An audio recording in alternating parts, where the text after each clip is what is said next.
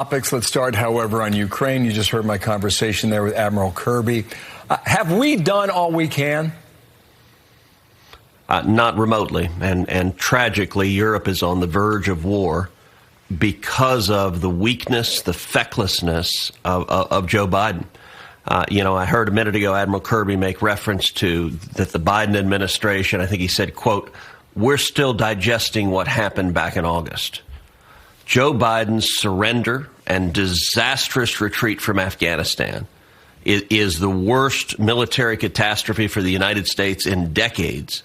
And the consequences, at the time, I said, as a result of this incredible weakness, all of our enemies across the globe are looking to Washington. They are taking the measure of the man in the Oval Office. And as a result, as I said back in August, the chances of Russia invading Ukraine have just risen tenfold. The chances of China invading Taiwan have just risen tenfold. We're seeing the first of those two shoes dropping today because of Biden's weakness. But, Bill, it's even worse than that. We had in place bipartisan policies to prevent what is happening right now. Specifically, in 2019, I introduced legislation, targeted sanctions directed at the Nord Stream 2 pipeline. Nord Stream 2 is the pipeline that Putin is building from Russia to Germany. The reason he's building the pipeline is that it skips Ukraine. It goes right around Ukraine. Why?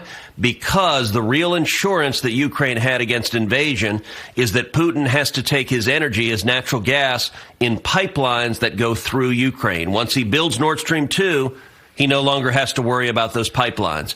In 2019, I authored sanctions, bipartisan sanctions in Congress. They passed with overwhelming bipartisan majorities. President Trump signed my sanctions legislation into law, and Putin stopped building the pipeline the day President Trump signed those sanctions.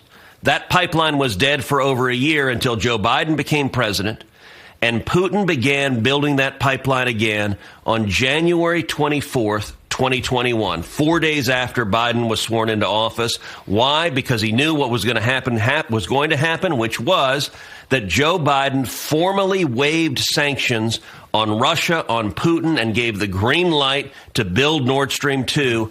That is why we have over 100,000 troops and Russian tanks on the border of Ukraine preparing to invade. That's why we're on the brink of war in Europe. But now in